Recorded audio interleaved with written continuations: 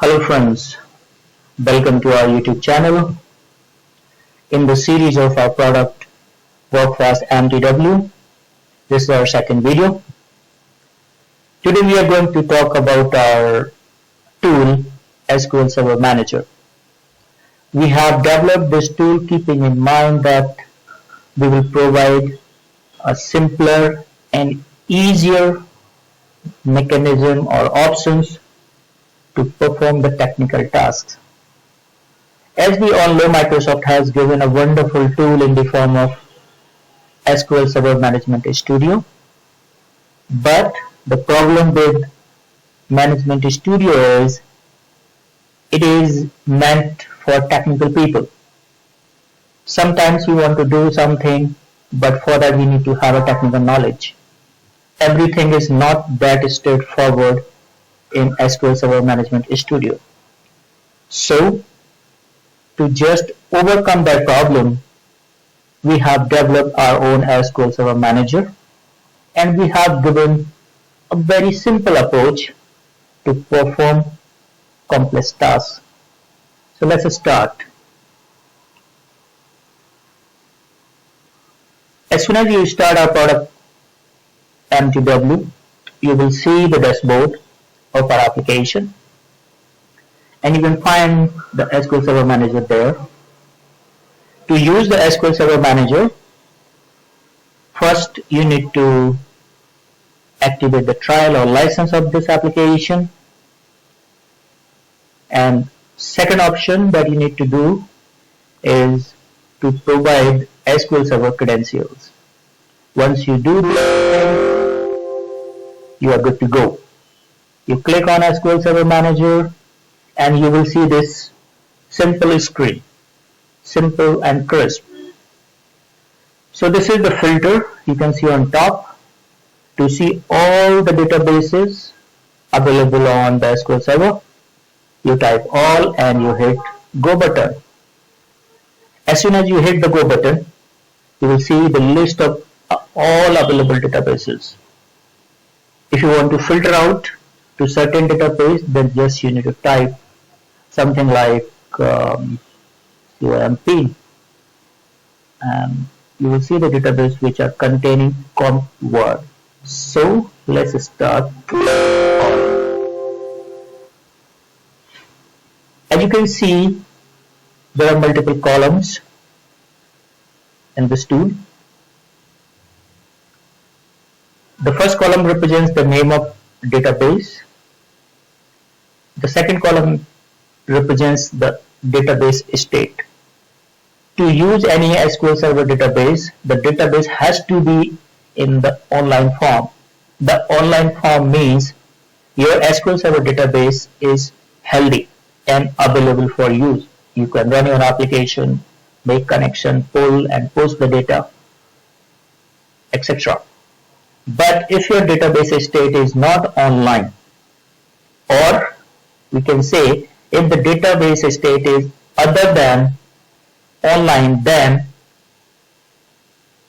you have to do certain steps to bring your database to online state before you start using it. So this column state represents whether particular database is in online state or not. You can see there are various color codings. A different color coding represents a different database state.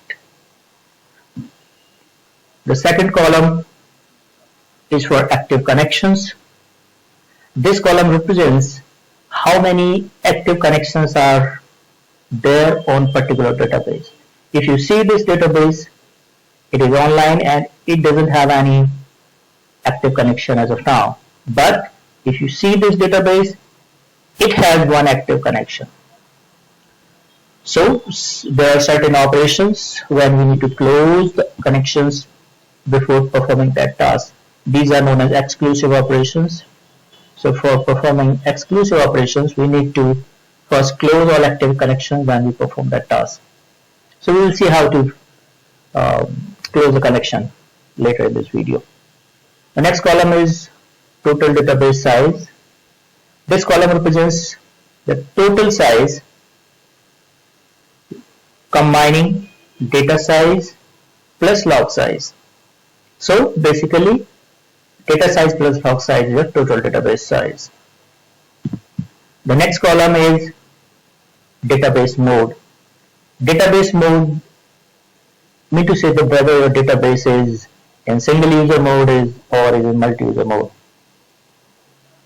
Multi-user mode mean to say any number of users can make connection, pull the data, post the data from database. But in certain scenarios or conditions, we need to make this database single user to perform certain tasks. We can do that. So if you right click on any particular database, you will see certain options. So let's start from here. You will see properties. If you want to see more information about this particular database, you can click properties and there will be a window where you can see more details about this particular database in more readable format. If you click on this database, there is a second option called fixed state. So fixed state is disabled as of now because this database is already in online state. Because database is an online state, you cannot fix it further. But if you click on any other database which is not in the online state, be it is in offline state, recovery pending state, or suspected state, click on it and you will see this option is enabled. So to recover any database from any state, you just click the fix button. Click on the fix button, there will be a process. After the process, you will see this message. The database is now healthy and online. Similarly, you will find another option. Let's say this database has a connection, active connection on it. So if you want to close the connection from this database, you just right click on the database and you say close connection. You will see this message, database connections are closed. The next option that we have is shrinking database log. Sometimes what has happened, the log size of database increases rapidly. Problem with that is when there is a huge log size, the application starts to get slow if application is poorly designed. So in that scenario, what you can do, you can reduce the log size. To reduce the log size, you just right click on SQL Server Manager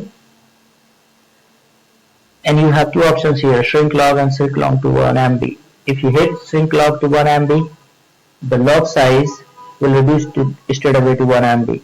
If you want to reduce the database size to certain level or up to certain size, you can say shrink log and it will ask you the size to which you want to reduce the database. So let's say if I want to reduce the size to 100 MB, I'll type 100 and I'll press OK.